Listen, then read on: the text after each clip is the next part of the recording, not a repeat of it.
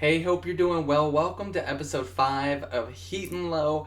And before we get into today's news, I just want to acknowledge what's happening around the world with Jacob Blake. The tragic shooting of him, shot 7 times in the back. I mean, I'm not gonna get into details, but I just want to say I stand in solidarity with the sports world, specifically what the NBA and WNBA have done, kind of halted at the moment. Now, I did get a report that the NBA plans to resume sometime this weekend, but just taking a pause again and reflecting. This is why they came back, to make their voices heard. Yet this happens again. I understand racism isn't going away. This is something that's going to last for eternity, unfortunately. But let's make a change. If you want change, let's make change. Vote. That's a start in how we make change. But I just want to acknowledge that, and especially as a black man, it really hurts me to see this constantly happening, and then to walk outside my own doors and kind of be fearful for my own life. It's very sad, and I just sympathize with all my kind, and just people in general. I just wish, just love each other. Just let's judge characteristics and not ethnicities. Like, we can't control our skin color, but we can control how we act towards someone. So please, let's love each other. That's my message for today. I just wanted to take a moment and say that. As for today's news, we're going to talk about our Las Vegas Aces still transcending, and kind of the future of the rest of the season for them. Our Golden Knights tied up right now with the Vancouver Canucks in a good series. We'll get into that and have something special. Well, I don't want to say special. Something surprising about one of my favorite players on the Golden Knights. We also have our Lights improving, as well as big news for our UNLV Runnin Rebels. So, without further ado, let's go ahead and get into it.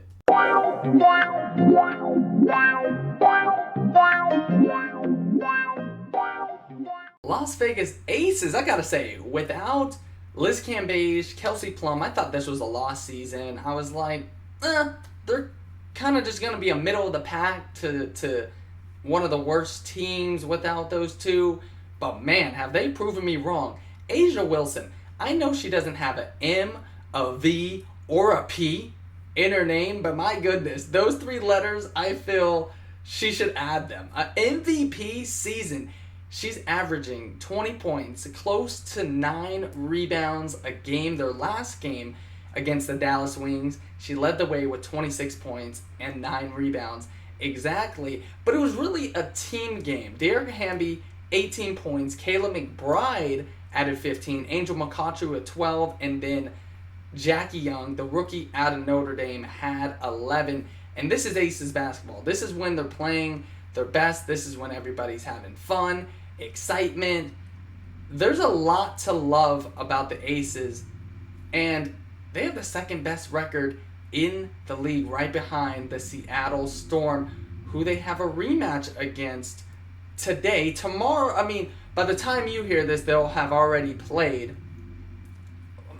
Maybe. There hasn't been any reports about the games being postponed. Now, I know for Wednesday, just like the NBA, the games were postponed.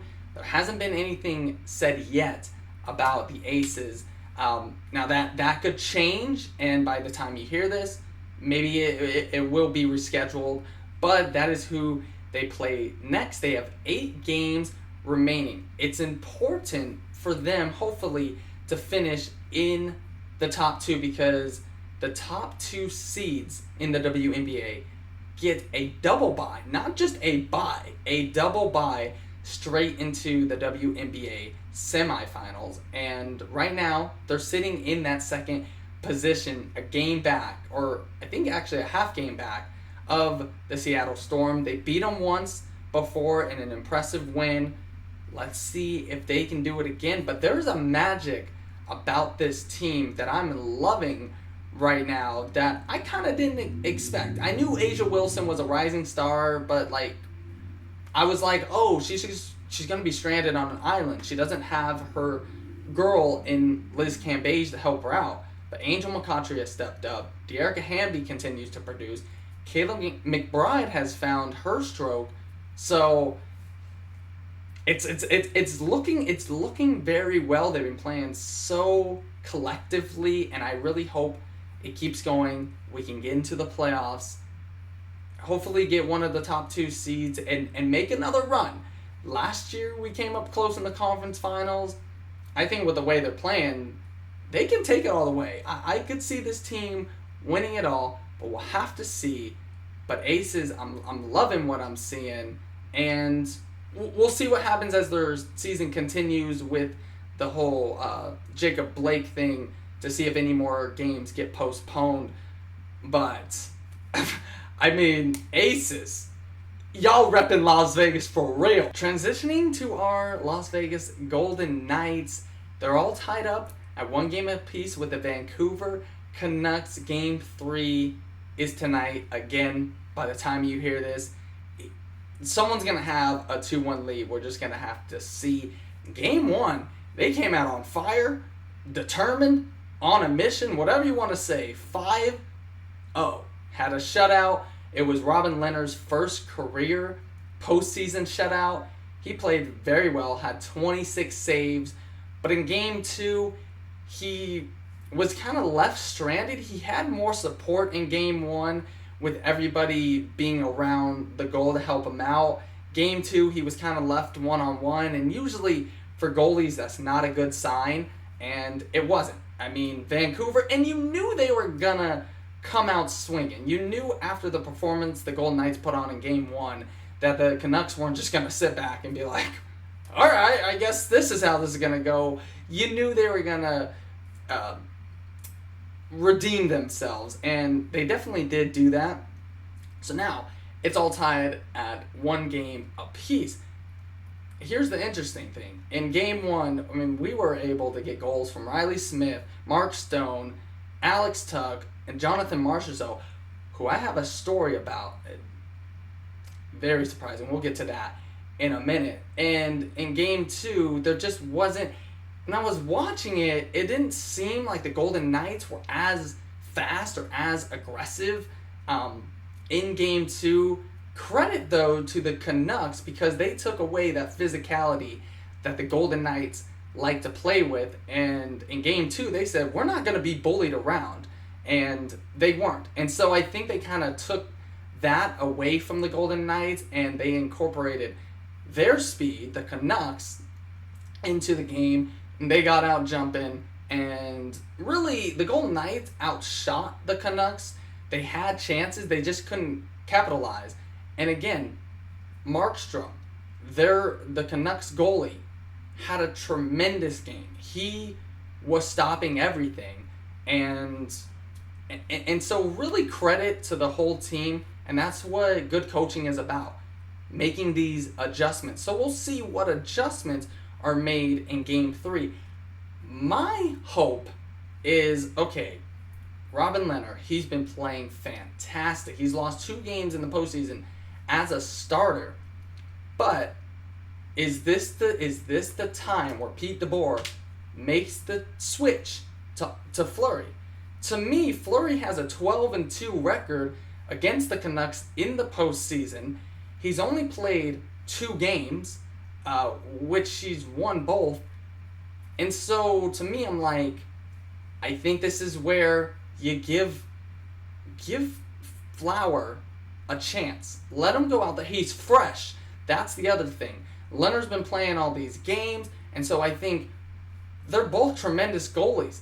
Give Fleury an opportunity to get back out here and with fresh legs really see what he's made of. And that's my thing. So we'll see what Pete DeBoer does. There's been some controversy. We're going to get to that right now. We're going to start actually with Marc-Andre Fleury since we're on that boat. So there was a tweet from his agent, Alan Walsh, which had a picture of Fleury with a sword being impaled to him with Pete DeBoer's name on it. basically implying, hey, Fleury lost his starting job to Leonard. Now, while that might be the case, Fleury got his agent to delete it and kind of just, wash that away. So I kind of think, like, yes, I get it, but as the agent, you don't do that, because now you're stirring up the pot, and maybe Fleury was irritated or whatever, but I think that's something you kind of keep within the team. Now you've broadcasted it, and I mean, it's been deleted, but once you put it out there, it's out. And so I just think you gotta keep that type of stuff in the locker room. And in order for this team to try and win a championship, a Stanley Cup, they're going to have to be together and support each other, and not, hey, well, I'm on this side and I'm not getting enough playing time, so we just can't have that. We got to have camaraderie when it comes to all this. And so I think that's important. I'm proud of Fleury for saying delete that. We don't need that. He's very professional. And I'm hoping Pete DeBoer gives him a chance. I love Marc-Andre Fleury. I love what Leonard's been doing. But Fleury has been there from the start. He's gotten us to the Stanley Cup in our inaugural season. He played well last year. We have two great goalies. Let's not lose one just because one is hot. That's my opinion. The other thing is Jonathan Marchessault. The other day, he was being accused of diving, which is essentially flopping, like in the NBA. You're trying to sell a call. And so people called him out on it. Went on Instagram on one of his family photos of him and his wife and said, hey, stop diving. They were criticizing him, all this stuff. This is, when you're a celebrity, people say things. They want to rile you up. And my goodness, did they? Because Marchessault actually responded to these people. Things like, shut the F up, go suck on your mom's expletive. To someone, he said that your dog is as ugly as you. And then he was talking about just stop wasting my time. Now he's apologized for those comments, which he should have. He said he just becomes sensitive when people comment on family photos and kind of degrade him. Marchessault, I get that. But you don't respond like that. That was really irresponsible. I mean, we've seen this with Kevin Durant, where the media says something, then Kevin Durant makes it a mission to go after that person. And it's just like, I'm not saying it's easy. I know being a celebrity is tough. You got paparazzi, you got people saying this, people saying that. But maybe you just need to get off social media. Maybe you just need to, or disable the comments or something. Something that you can just concentrate on your game and stop worrying about what people say. Because people are going to say that to rile you up. That's exactly what they want. And they got it from him. So I just think, again, you need to be smarter about your actions. And if this team is going to try and win anything, we got to be together. So Golden Knights, keep it together. Do not let these outside distractions get to you. Go Knights, go. The Lights are on a Viva winning streak. Well, they started a little slow. Started the season 0-3, and now have won 2 of their last 3, with one of them ending in a tie. So they're coming along. The scoring's coming. I think they're feeling our energy. So let's keep it pushing. In this last game, Ramon Martin Del Campo had a goal. The go-ahead goal to put him up 2-1 came in the 84th minute by Blake Frischnacht. I don't think I'm saying that right. And then there was another goal in stoppage time by Junior Sandoval. Our Lights are getting it together now. Their next game, it comes this Sunday against the LA Galaxy before finally returning home on Wednesday. Not that it makes a difference, like, we're not there anyway. But I think they are feeling our energy. So if we can keep passing it on, our Lights are starting, they're starting to turn on a little bit. So I just wanted to take a time and acknowledge that. And Viva Lights, keep Viva winning. You know what I mean? Well, okay. let's end it with this big news coming from our UNLV Runnin Rebels. We got a top 50 prospect coming. His name is Zion Collins. Now, it's spelled Zaon.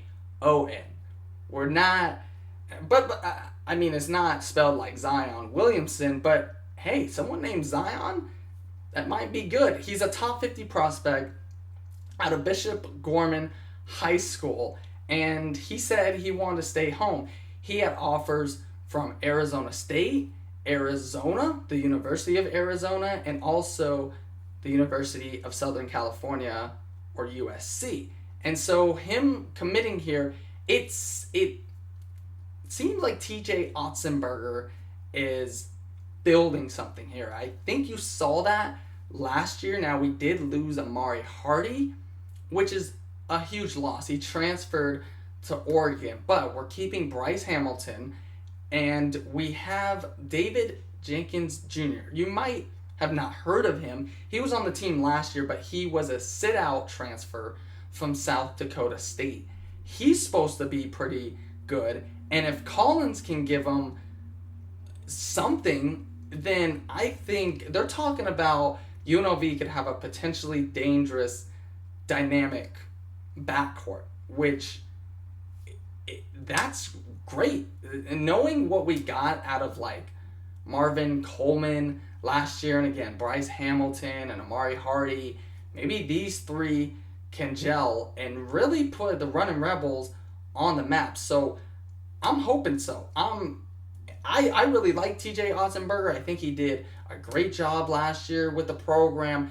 We got to give these coaches a few years. We can't expect first year you come in, okay, boom, we're going to take what was an 0-12 season, and I know the Rebels weren't 0-12. I'm just making an example, but you're not going to take a team that was in the dirt and all of a sudden turn them into a championship team that very next season. It takes a few years. I like the direction that TJ is going in. And again, this is big. Keeping these homegrown prospects in state is huge. When he had offers from these other big schools, keeping them here is showing me, you know what, we're doing something right. We're building something special. So we'll have to see how it all pans out. Again, I mean, no fans are probably going to be able to be there. And who knows if basketball is even going to be played. That's more of a spring sport, so maybe we'll be in a different position. But we'll just have to wait and see. And that does it for this episode. Thank you so much for being along this ride. It's been surreal. We're 5 episodes in. And I just want to thank you for all the support. It's been really appreciated. And I love all of you so much. Stay safe. I know there's a lot going on in the world, but just continue to love each other. That is the most important thing. As for me, I'm taking my Aces shirt and I'm rolling on out of here. We'll see you next week for another episode of Heat and Love.